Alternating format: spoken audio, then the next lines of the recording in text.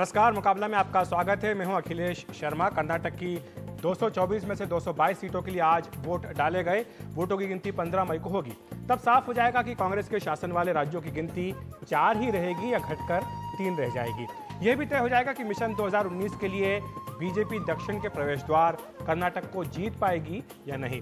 कर्नाटक के नतीजों का राष्ट्रीय राजनीति पर असर पड़ना स्वाभाविक है, इसलिए भी क्योंकि इसी चुनाव के दौरान राहुल गांधी ने खुद को प्रधानमंत्री के दावेदार के तौर पर पेश कर दिया है। तो एक लिहाज से कर्नाटक के मतदाता ये संकेत भी देंगे कि वे 2019 में राहुल गांधी को प्रधानमंत्री के रूप में देखना चाहते हैं या नहीं।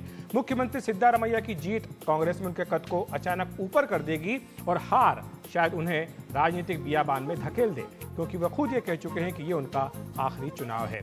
उधर अंदरूनी मतभेदों और भ्रष्टाचारों के आरोपियों को टिकट देने का लांछन झेल रही बीजेपी के लिए कर्नाटक की जीत कई मायने में दक्षिण में संभावनाओं के नए दरवाजे खोल देगी। हालांकि वो चाहे तमिलनाडु हो या फिर केरल, तमाम ताकत लगाने के बावजूद बीजेपी वहां राजनीति का मुख्य केंद्र बनने में फिलहाल नाकाम रही है। बीजेपी की जीत यह भी साफ कर देगी कि पार्टी में क्षेत्रीय क्षत्रपों के बावजूद वोट लेने का एकमात्र चेहरा प्रधानमंत्री नरेंद्र मोदी ही हैं, जिनकी धुआंधार रैलियों ने बीजेपी के पक्ष में हवा बनाने में कामयाबी हासिल की। साथ ही कुशल संगठनकर्ता के रूप में पार्टी अध्यक्ष अमित शाह एक बार फिर अपनी छाप छोड़ेंगे, जिन्होंने बेंगलुरु में ही डेरा डालकर 1/3 से अधिक विधानसभा सीटों पर प्रचार किया और पूरे राज्य में रणनीति पर पल पल नजर रखी। लेकिन कर्नाटक की हार बीजेपी के लिए मिशन 2019 का रास्ता बेहद मुश्किल कर देगी, क्योंकि इसके बाद कांग्रेस मध्य प्रदेश, छत्तीसगढ़ और राजस्थान के चुनाव में नए जोश के साथ उतरेगी। कर्नाटक में बीजेपी की हार राहुल गांधी के लिए 2019 में गठबंधन की अगुवाई का रास्ता भी खोल देगी। कर्नाटक का नतीजा जनता दल सेकुलर और पूर्व प्रधानमंत्री एचडी देवेगौड़ा के लिए भी भविष्य का रास्ता तय कर देगा कि ये किंग बनेंगे या फिर किंग मेकर। तो हर लिहाज से 15 मई का दिन राष्ट्रीय राजनीति के लिए बेहद महत्वपूर्ण दिन रहेगा। ओपिनियन पोल एक राय नहीं बना सके थे कि कर्नाटक में क्या होगा। अधिकांश त्रिशंकु विधानसभा की भविष्यवाणी ही कर रहे थे, तो वहीं कुछ कांग्रेस की तो कुछ बीजेपी की जीत की बात कर रहे थे।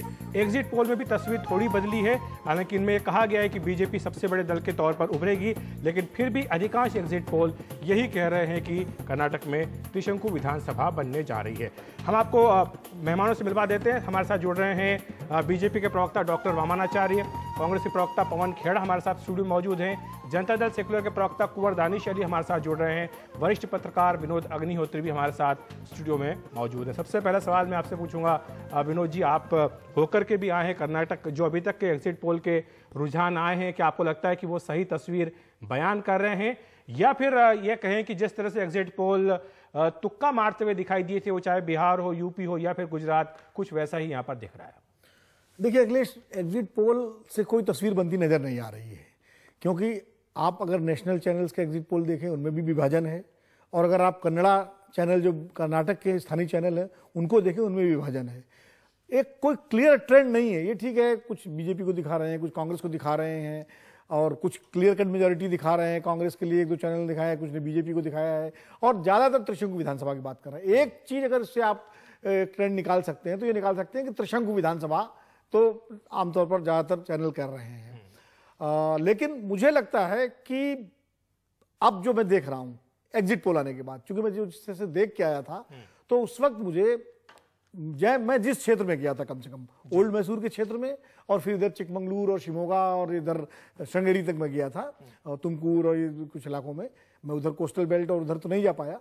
वहां मुझे जहां मैं गया था, जैसे ओल्ड मैसूर में मुझे कांग्रेस और जनता दल एस की सीधी टक्कर दिखाई पड़ी अधिकांश सीटों पर, और उसके बाद हम बाहर निकले तो भाजपा और कांग्रेस के बीच सीधी टक्कर दिखाई पड़ी। कांग्रेस पूरे स्टेट में लड़ रही थी, कहीं भाजपा से, कहीं जेडीएस से। जेडीएस अपने पॉकेट में लड़ रहा था, बीजेपी अपने जो प्रभावशाली क्षेत्र है उनमें लड़ रही थी। लेकिन ये तस्वीर मोटी मोटी मुझे दिखाई पड़ी, और मुझे जो सोशल कॉम्बिनेशन जो बना है, क्योंकि ये चुनाव चाहे प्रचार कुछ भी हुआ हो, चाहे मुद्दे कुछ भी हो, जमीन पर ये सोशल कॉम्बिनेशन का ही चुनाव था। जमीन पर कांग्रेस के पक्ष में मुझे ओबीसी, जिसमें कुर्बा खास करके, मुस्लिम माइनॉरिटीज मतलब, और दलितों का एक बड़ा सेक्शन, ये ज्यादा गोलबंद दिखे। वहीं जेडीएस के पक्ष में मुझे वोक्का-लिंगाओं का पूरा दिखा, और जबकि भाजपा के पक्ष में लिंगायत और आपका कहना है कि जातीय समीकरण जो वो हावी रहेंगे नतीजों पर। तो ये आइंदा बनाम हिंदुत्व का चुनाव हुआ है एक तरह से। अब आइंदा और हिंदुत्व में जो भारी पड़ेगा वो सरकार बनाएगा। जी विनोद जी, हम इस पे चर्चा करेंगे। अब मैं थोड़ा राजनीतिक जो शख्सियत हमारे साथ है उनको अपने इस चर्चा में शामिल करना चाहूंगा। हमारे साथ शाशिल जी नमोशी जुड़ रहे हैं, जो कि बेंगलुरु से जुड़ रहे हैं, बीजेपी के प्रवक्ता हैं। शाशिल साहब, आपको सबसे पहले पूछूंगा, अभी तक जो एग्जिट पोल आ रहे हैं उनका रुझान ये है कि बीजेपी सबसे बड़ी पार्टी के तौर पर उभरेगी, लेकिन आपके जो पार्टी अध्यक्ष हैं वो दावा कर रहे थे कि बीजेपी को 130 सीटें मिलेंगी।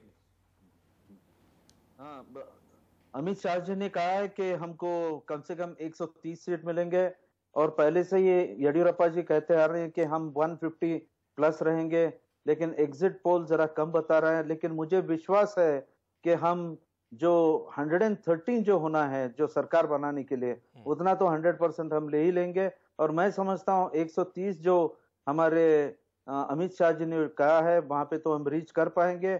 मैं समझता हूँ जेडीएस या और किसी का मदद लेने की शायद जरूरत न पड़े, और जरूर हम सरकार बनाएंगे, सरकार में हम 100% रहेंगे, ये मेरी दावा है। तो इससे पहले कि मैं ये सवाल पूछता जेडीएस के बारे में, शाशिल साहब ने अपनी ओर से उसको नकार दिया है। लेकिन खेड़ा साहब, मैं आपको लाना चाहूंगा इस चर्चा में कि जो कांग्रेस बढ़ चढ़ कर दावे कर रही थी, राहुल गांधी भी वहां पर उन्होंने काफी प्रचार किया। आज भी हम सिद्धारमैया जी को सुन रहे थे, वो कह रहे थे कि कांग्रेस की सरकार बनेगी, लेकिन एग्जिट पोल तो कुछ अलग ही तस्वीर बयान कर रहे हैं।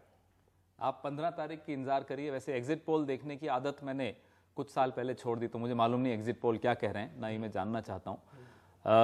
मेरे मित्र बड़े भाई विनोद जी वहाँ गए, इन्होंने बड़ी अच्छी रोचक बात बताई।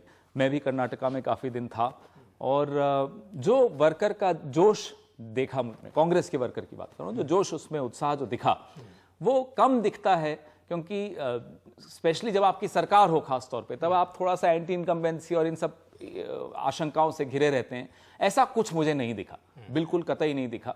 जो मैं आपको गुजरात से इसको कंपेयर करके दिखाता हूं। गुजरात में भारतीय जनता पार्टी का वर्कर चुनाव से पहले बड़ा घबराया हुआ दिख रहा था। कर्नाटका में मुझे ऐसा बिल्कुल नहीं लगा कि कांग्रेस का वर्कर बड़े जोश में था, और जिस तरह की इंद्रधनुषी एक उन्होंने व्यूह रचना बनाई सबको साथ लेकर चलने की, कांग्रेस की जो परंपरा जाति समीकरण उन्होंने सेट किया, जाति की बात नहीं, बिल्कुल नहीं। इंद्रधनुषी होना और सोशल इंजीनियरिंग करना दोनों में बहुत फर्क होता है। एक जाति को दूसरे से भिड़ाना वो कुछ और पार्टी समझती है ज्यादा। जैसे उन्होंने लिंगायतों को बांटने की कोशिश की, बांटने की कतई कोशिश नहीं की। 150 साल पुरानी उनकी मांग थी, जैसे जैनियों की मांग थी, उसकी भी उसका भी सम्मान किया गया। मैं इस पे चर्चा करूंगा खेड़ा साहब, लेकिन मैं लाना चाहूंगा कुंवर दानिश अली साहब को, क्योंकि दानिश अली जी सवाल यही आ रहा है, नमोशी जी ने अपनी ओर से खुद ही बोल दिया, लेकिन जो तस्वीर बयां कर रहे हैं एग्जिट पोल, तो लगता है कि आप लोग किंग मेकर की भूमिका में फिर से आने वाले हैं।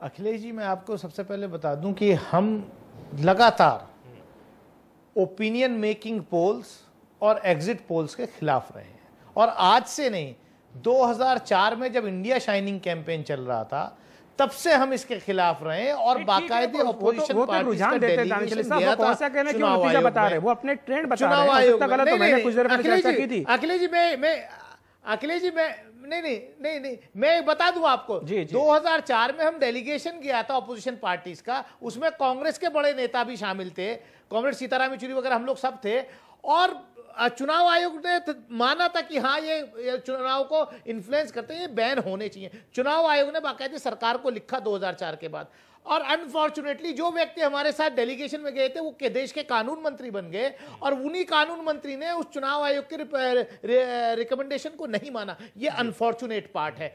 खास तौर से ओपिनियन मेकिंग पोल्स जो हैं ये रीजनल पार्टीज को हमेशा अंडरमाइन करके दिखाते हैं। आप बिहार का देख लीजिए या और राज्यों का देख लीजिए, सबने रीजनल पार्टीज को अंडरमाइन करके दिखाया। 2004 में जेडीएस को दिखाया था, BJP Congress neck to neck, JDA आदर्श 10-12, उन आदर्श में देखते थे हम जेडीएस कितना, जब रिजल्ट आया तो 58 था।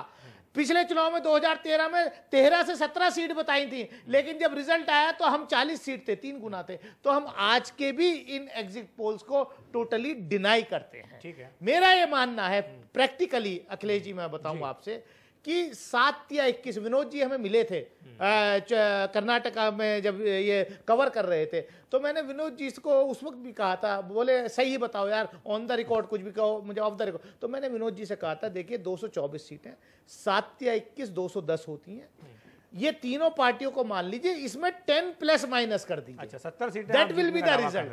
और मैं अखिलेश जी आपसे कह रहा हूं, मैं 15 तारीख को फिर आपके शो पे आऊंगा और देखना यही रिजल्ट होगा। बिल्कुल। लेकिन लेकिन जो बात दानिश अली जी, जो बात नमोशी जी ने कही, जो कि बीजेपी प्रवक्ता हैं, उन्होंने कहा है कि बीजेपी को अपने बूते पर बहुमत मिलेगा, जेडीएस के साथ हाथ मिलाने की जरूरत नहीं पड़ेगी, तो ये बात उनको कहने की जरूरत क्यों पड़ रही है? नहीं, जेडीएस बीजेपी के साथ हाथ मिलाने का सवाल ही पैदा नहीं होता भाई। ये कहां से बात आ गई? नहीं, हमने तो नहीं, ये तो कांग्रेस का दुष्प्रचार था कर्नाटक के माइनॉरिटी वोट्स को इन्फ्लुएंस करने के लिए, और किसी हद तक कांग्रेस उसमें कामयाब हुई है। ये छोटी सी फायदे के लिए कांग्रेस ने बहुत बड़ी गलती करी है, जो कि नहीं करनी चाहिए थी। नमोशी साहब, मैं आपको लाना चाहूंगा, क्योंकि आपकी बात से सारी चर्चा शुरू हुई है, तो ये बात कहां से आ रही है कि अगर बीजेपी के पास जादुई आंकड़ा नहीं पहुंचता है तो बीजेपी जेडीएस के साथ चली जाएगी? देखो, लाजमी ये है कि सरकार तो किसी को तो बनाई नहीं है। अब रही बात किसको कितना नंबर मिलेगा, मुझे विश्वास है कि हमको जो मेजॉरिटी चाहिए वो तो वोट मिलेगा ही, उतनी सीट तो हम जीत पाएंगे ही। ठीक है। और रही बात अगर कुछ कम पड़े तो naturally JDS is the alternative, because हम कांग्रेस से तो हाथ जोड़ नहीं सकते, सवाल ही नहीं आता। तो और ऐसे मामले में जेडीएस हमको सपोर्ट करना ही लाजमी रहेगा, या कोई और ऑप्शन भी हो सकते, मैं ये नहीं कहता कि नहीं होंगे, लेकिन इसके काफी वजह है। इलेक्शन से पहले अखिलेश जी, बीजेपी और कांग्रेस दोनों जेडीएस को फॉर ग्रांटेड ले रहे हैं। इलेक्शन से पहले विषय अलग होता है, इलेक्शन के बाद में अलग होता है। हर किसी को है ना, आपने सही बात कही है नमोशी साहब, क्योंकि पिछली बार भी देवेगौड़ा जी कुछ कह रहे थे, कुमार स्वामी जी कुछ कह रहे थे। दानिश अली जी, मैं आपको लाना चाहूंगा। जी दानिश अली जी बोलिए। और आज भी मैं दोबारा कहना चाहता हूँ, हमको मेजॉरिटी मिलेगी। देखिए निमोशी जी ने जो कहा, बीजेपी के प्रवक्ता ने, आपने अखिलेश जी आपने कहा पिछली बार देवेगौड़ा जी कुछ कह रहे थे, कुमार स्वामी कुछ कह रहे थे। 2004 के चुनाव के बाद जेडीएस कांग्रेस अलायंस का गवर्नमेंट बना था, हमारी और कांग्रेस की सीटों में कुल 7-6 सीटों का फर्क था, लेकिन हमने कांग्रेस का चीफ मिनिस्टर माना, जबकि कांग्रेस के खिलाफ मैंडेट आया था। 3/4 मेजोरिटी वाली सरकार को असेंबली में जो कांग्रेस का था मैंडेट, उसके खिलाफ आकर के कांग्रेस 64 सीट पे टिक गई थी। लेकिन उसके बावजूद हमने कांग्रेस का चीफ मिनिस्टर माना, जबकि हम डिमांड कर रहे थे उस वक्त, सीतारमैया हमारे स्टेट प्रेसिडेंट थे, हमने डिमांड की थी कि सीतारमैया को चीफ मिनिस्टर बनाओ, कश्मीर पैटर्न आप लाओ, जहां पर आपने पीडीपी को चीफ मिनिस्टर माना था 2.5-3 साल के लिए, उसके बाद कांग्रेस का माना था, जबकि पीडीपी छोटी पार्टी थी। लेकिन कांग्रेस की लीडरशिप ने उस वक्त ये कहा हमसे कि उस वक्त कांग्रेस विपक्ष में थी, अब कांग्रेस सरकार में है। नतीजा आने से पहले और आप यहाँ पर जो हाथ पर हाथ रखे बैठे रह जाएंगे। ये तो पहले से मिले हुए थे, हम तो शुरू से कह रहे थे, हमें किसी की आवश्यकता नहीं पड़ेगी, वोटर ने हमें भरपूर सपोर्ट दिया है। तो यानी आप ये डंके की चोट पर कह रहे हैं कि अगर आप कम पड़े तो आप जेडीएस के पास नहीं जाएंगे? जरूरत नहीं पड़ेगी, आवश्यकता ही नहीं पड़ेगी। जी, वक्त है ब्रेक का। ब्रेक के बाद ये चर्चा जारी रखेंगे कि आखिर कर्नाटक की जो तस्वीर है उसका राष्ट्रीय परिप्रेक्ष्य पर क्या असर पड़ने वाला है।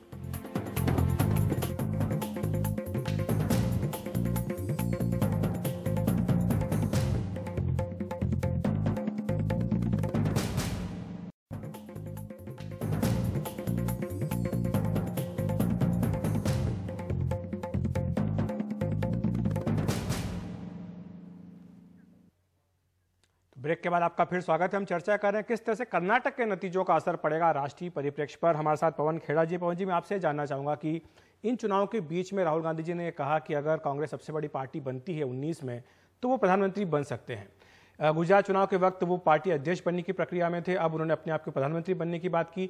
क्या ये मान करके चला जाए कि ये जो नतीजा आएगा 15 तारीख को, ये राहुल गांधी की जो प्रधानमंत्री बनने की महत्वाकांक्षा है उस पर एक तरह से कर्नाटक की जनता का रेफरेंडम होगा?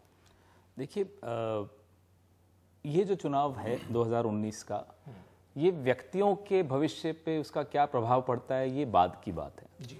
जो देश के भविष्य पे इसका प्रभाव पड़ेगा वो ज़्यादा महत्वपूर्ण है। राहुल जी, मोदी जी, ये बाद की बात है। देश का भविष्य अब वाकई संवैधानिक संस्थाओं पे जो प्रश्न चिन्ह लगता चला जा रहा है, भले वो माननीय सर्वोच्च न्यायालय हो, इलेक्शन कमीशन हो, आरबीआई हो, तमाम ऐसी एजेंसीज, तमाम जो जांच एजेंसीज हों, सब पे आपने देखा इस चुनाव के दौरान इतनी इनकम टैक्स रेड्स हुई कर्नाटका में। आप पूछिए भारतीय जनता पार्टी के प्रवक्ता से, इनमें से कितनी जगह रेड्स हुई जो भारतीय जनता पार्टी के कैंडिडेट्स के घरों पे? मैंने जो सवाल पूछा था वो मैं उस पे आ रहा हूं। ये सवाल इसलिए पूछा था क्योंकि कर्नाटक चुनाव के बीच में अगर राहुल जी ने ये बात कही तो ये सोच करके कही, रणनीति के तहत कही कि इसका प्रभाव मतदाताओं पर पड़े। तो अगर नतीजा कांग्रेस के उम्मीद के अनुसार नहीं आता है पवन जी, तो इसका मतलब माना जाएगा कि कर्नाटक की जनता नहीं चाहती। ऐसा नहीं होता कि कोई चुनाव एक ही किसी की टिप्पणी पे लड़ा जाता है। राहुल जी ने आप जैसे एक समझदार पत्रकार ने एक प्रश्न पूछा था, उसका जवाब दिया और बड़ा मुझे लगता है बड़ा अच्छी तरह से जवाब दिया उसका कि अगर सिंगल लार्जेस्ट बनेंगे, अगर सबसे बड़ी पार्टी बन के उभरेगी तो क्यों नहीं। बात भी सही है, पार्टी के अध्यक्ष हैं हमारे। आप इस चुनाव का नतीजे का उस पर कोई असर नहीं पड़ेगा। कर्नाटका ने हर बार कांग्रेस को उस वक्त पे सहारा दिया है, सपोर्ट किया है जब कांग्रेस के बुरे दिन चल रहे हो जी। आज पहली बार नहीं होगा, ये पहले भी हुआ है जी। मैं शाशिल जी को लाना चाहूंगा। शाशिल जी, जो सवाल मगलूर हुआ, जो सवाल मैंने पवन जी से पूछा है, क्योंकि जिस तरह से कांग्रेस के लिए ये काफी महत्वपूर्ण है कर्नाटक का नतीजा, वैसे बीजेपी के लिए भी है। अगर बीजेपी वहां पर हारती है या जो सरकार बनाने के दावे आप कर रहे हैं उससे पीछे रह जाती है, तो निश्चित तौर पर जो आपका मिशन 2019 है उस पर एक बहुत बड़ी चोट लगेगी, क्योंकि छत्तीसगढ़, मध्य प्रदेश और राजस्थान के चुनाव में फिर कांग्रेस नए हौसले और नई ऊर्जा के साथ उतरेगी। ये मैं समझता हूं कि वैसा कुछ बहुत बड़ा फर्क तो नहीं होगा। सबसे पहली बात तो ये है कि राहुल गांधी जो सपना वो देख रहे हैं, मैं समझता हूं वो हकीकत में बदलाव नहीं होगा। इसकी वजह ये है कि वो खुद को कह रहे हैं कि मैं प्राइम मिनिस्टर बनना चाहता हूं, लेकिन this only speaks of Congress culture है ये, इसलिए वो बात कर रहे हैं। उसमें कोई दो बात नहीं है। सभी लोग जानते हैं, अपने आप को वो सबके सामने रखते हैं कि मैं प्राइम मिनिस्टर बनने के लिए तैयार हूं। लेकिन हकीकत यह है कि इवन द अदर अलाइज, उनके जो दूसरे सहयोगी पार्टी है, उनका वैसा कोई रवैया या वैसा कोई कदम उन्होंने कभी रखा नहीं। वो कभी बुलाया नहीं कि हाँ भाई मतलब ये हमारी टीम को आप लीड करें, ऐसे कोई हुआ ही नहीं। तो वो मैं समझता हूँ ये it's too early to speak on that. जी बिल्कुल शाशिल जी, मैं आज के दानिश अली जी को, क्योंकि आप भी एक तरह से संभावित सहयोगी हो सकते हैं राहुल गांधी के साथ, आप उनके नाम पर तैयार होंगे? नहीं, सवाल ही नहीं आएगा, सवाल ही नहीं। मैं दानिश अली जी की बात कर रहा हूँ। देखिए,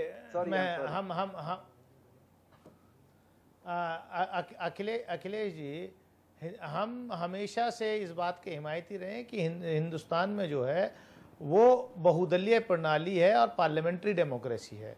व्यक्तियों पर चुनाव नहीं होना चाहिए।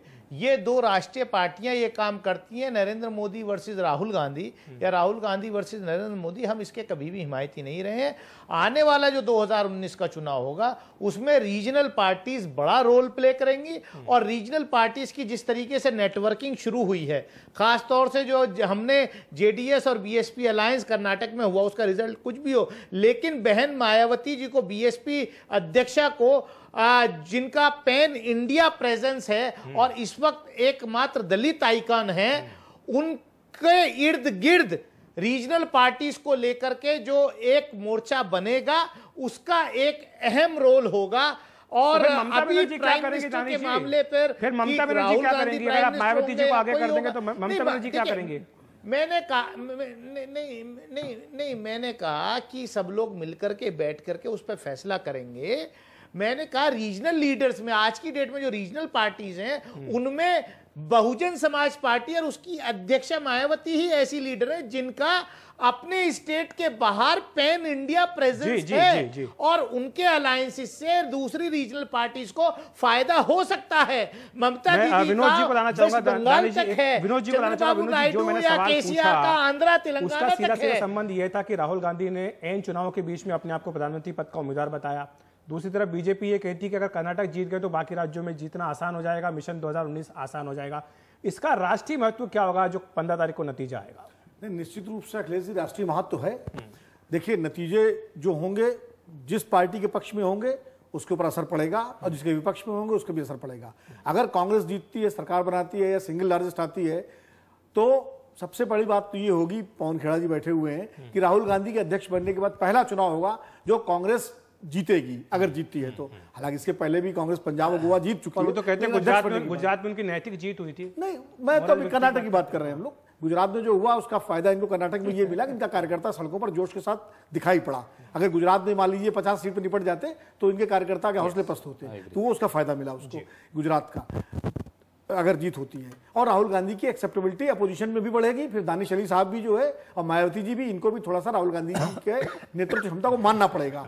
देर सबेर अभी न माने, ममता बनर्जी मानेंगे? नहीं, मैं कह रहा हूँ कर्नाटक रिजल्ट के बाद राहुल गांधी की एक्सेप्टेबिलिटी पार्टी में भी बढ़ेगी, पार्टी के बाहर भी बढ़ेगी, अगर फेवर में आए तो।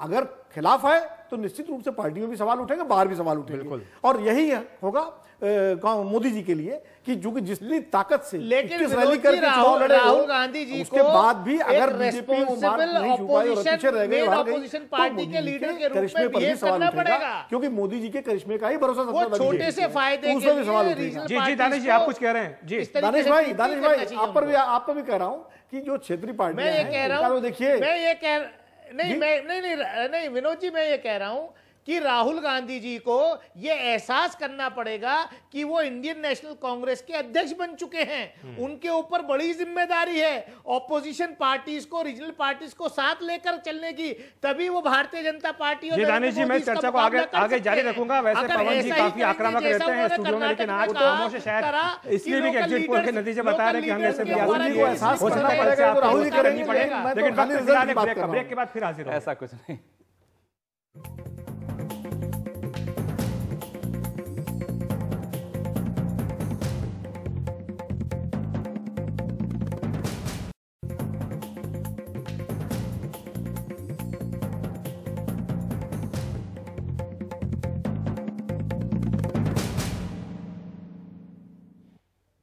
तो हम बात कर रहे हैं 2019 के मुकाबले में कर्नाटक के कुरुक्षेत्र पर कि किस तरह से कर्नाटक के नतीजे 2019 की तस्वीर पर असर डाल सकते हैं। हमने बात की थी राहुल गांधी के बारे में, लेकिन अब बात कर लेते हैं पीएम मोदी और बीजेपी अध्यक्ष अमित शाह के बारे में। दानिश जी, मेरा आपसे सवाल ये है कि जिस तरह से पीएम मोदी ने 15 सभाएं करने वाले थे, 21 सभाएं की, और जो रिस्पॉन्स मिला उसको लेकर के भी कई तरह की बातें हुई कि बीजेपी को एक तरह से पूरा उन्होंने एनर्जाइज कर दिया, और ये भी बात कही गई कि जो ट्रांसलेटर थे उनकी भी जरूरत लोगों को महसूस नहीं हुई। क्या आपको लगता है कि कर्नाटक में जीतने के बाद बीजेपी के लिए 2019 का रास्ता बेहद आसान हो जाएगा?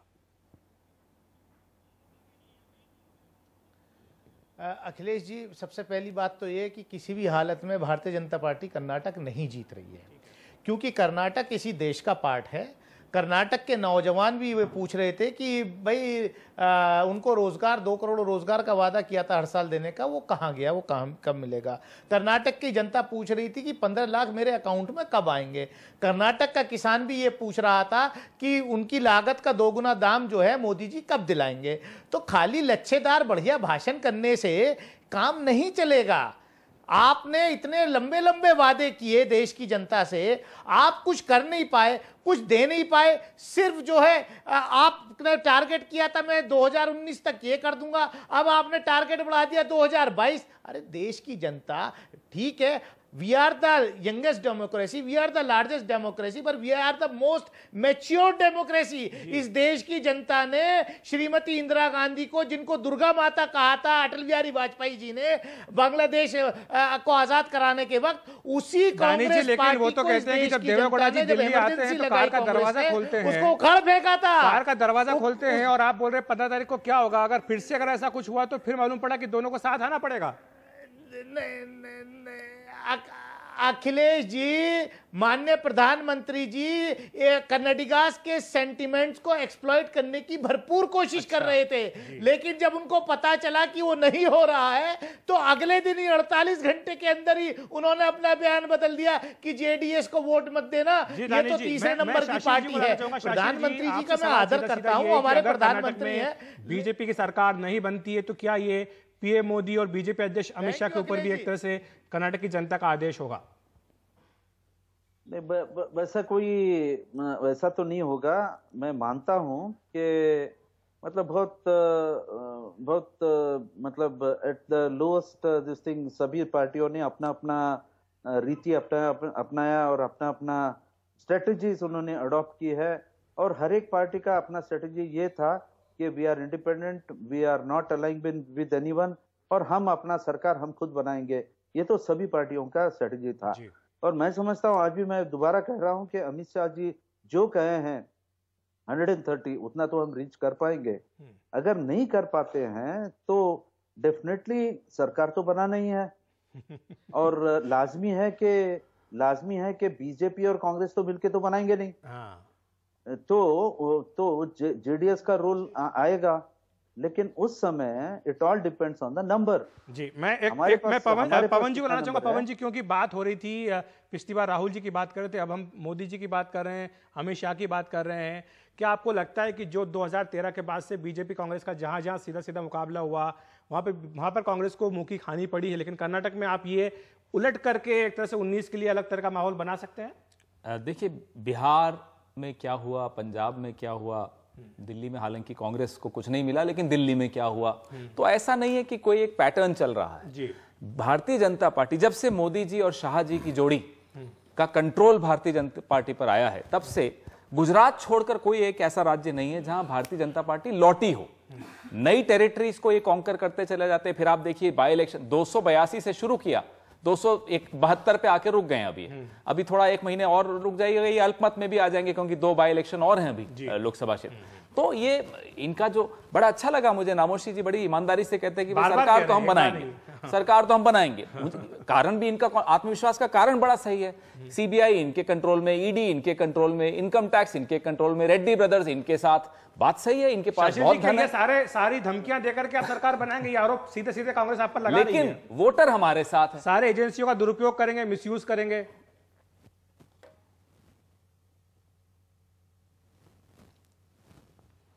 लगता है शाशिल जी तक हमारी आवाज शायद उत्तर नहीं देना, लेकिन मैं इस जी शाशिल जी, देखिए, डराने की धमकाने की वैसी कोई नौबत नहीं आएगी।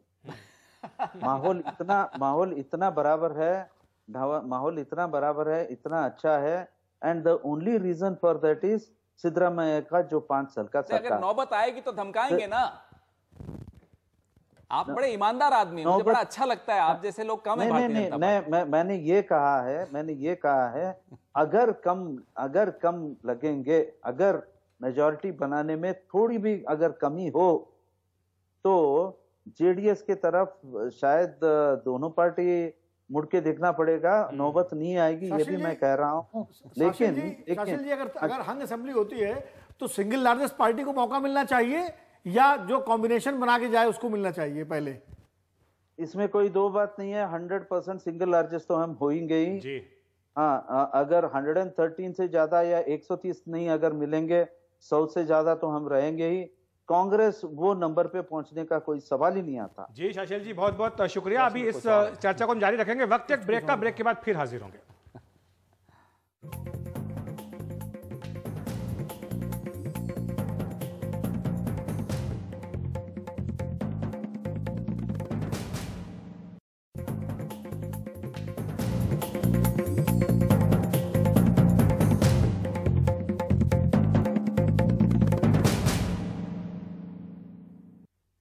तो 2019 के मुकाबले में आपका स्वागत है। हम बात करें कर्नाटक के कुरुक्षेत्र की, और किस तरह से जो एग्जिट पोल के रुझान आए, उसमें कहा जा रहा है बार बार कि त्रिशंकु विधानसभा बनने जा रही है। पवन खेड़ा जी, आपसे एक टिप्पणी जरूर लेना चाहूंगा, आपकी क्या दावा है और जिस तरह के एग्जिट पोल के रुझान आ रहे हैं, क्योंकि बार बार आप ये दावा कर रहे थे कि आपकी सरकार बनेगी, लेकिन अगर ऐसा नहीं होता है तो क्या जेडीएस के साथ जाने का रास्ता खुला रहेगा, जैसा कि खुद दानिश अली साहब भी जिक्र कर रहे थे? जहां तक कि एग्जिट पोल्स का सवाल है, अखिलेश जी, एक बंद पड़ी हुई घड़ी भी दिन में 2 बार सही समय दिखाती है।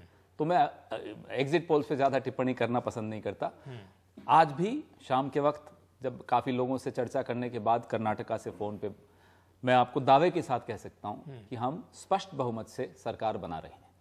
मुझे नहीं मुख्यमंत्री आपके सिद्धरामैया जी होंगे जी। मुझे नहीं लगता किसी और की आवश्यकता इसमें रहेगी। दानिश भाई हमारे भाई हैं, बड़े अच्छे व्यक्ति हैं, बड़े सुलझे हुए व्यक्ति हैं, और उनकी विचारधारा कम से कम अच्छी विचारधारा है, एंटी इंडिया विचारधारा नहीं है, जैसा कि काफ़ी लोगों की, काफ़ी पार्टीज की है। भारतीय जनता पार्टी की विशेष तौर पे है कि हिंदुस्तान की समझ ही नहीं है, तो ऐसी विचारधारा नहीं रखते। इसलिए उनको पूरा सम्मान के साथ मैं कह रहा हूं, हमें आवश्यकता किसी की नहीं पड़ेगी। मैं शाशिल जी को लाना चाहूंगा। शाशिल जी, आप एंटी इंडिया हैं, ये आरोप लगाया है आपको पवन जी ने। इंडिया नहीं समझते, हिंदुस्तान की समझ कर रहे हैं, ये दावा ये भी कर रहे हैं कि कांग्रेस का स्पष्ट बहुमत वहां पे मिलने जा रहा है कर्नाटक में। देखिए, मुझे कहना नहीं पड़ेगा कि एंटी इंडिया कौन है और प्रो इंडिया कौन है। मोदी जी का या अमित शाह जी का जब भी कोई बात होती है, जो भी वो कोई कहते हैं, तो नेशनलिटी के बारे में, राष्ट्र के हित के बारे में हमेशा वो कहते हैं।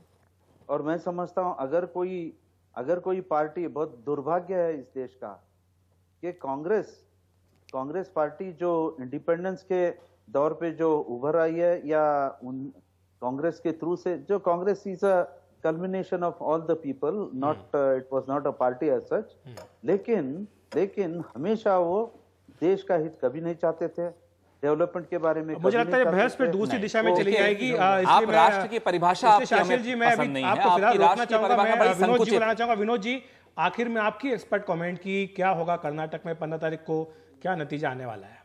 देखिए, पहली बात तो हमारे देश के संविधान की शपथ लेके जो भी पार्टी देश में है, कोई एंटी इंडिया नहीं है। पवन जी के कहने में थोड़ी गलती हो गई होगी, समझ नहीं है देश। हाँ, लेकिन जो है 15 तारीख को मुझे लगता है जिस तरह के एग्जिट पोल के रुझान हैं, किसी भी एक दल को स्पष्ट बहुमत मिल सकता है। मुझे लगता है, मुझे हंग असेंबली नहीं लग रही है। अब चूंकि एग्जिट पोल के रुझान से अब दिस वे और दैट वे मैं किसी पार्टी का नाम नहीं ले सकता कि किसको मिलने जा रहा है, ये तो 15 तारीख को पता लगेगा। लेकिन मुझे लगता है कि शायद हंग असेंबली की नौबत ना आए। जी बहुत बहुत शुक्रिया विनोद जी आपका, और पवन खेड़ा जी आपका भी बहुत बहुत शुक्रिया। शाशिल नमोशी जी आपका भी बहुत बहुत शुक्रिया, और दानिश अली जी आपका भी धन्यवाद हमारे साथ जुड़ने के लिए। तो मुकाबला में आज इतना ही, देखते रहिए।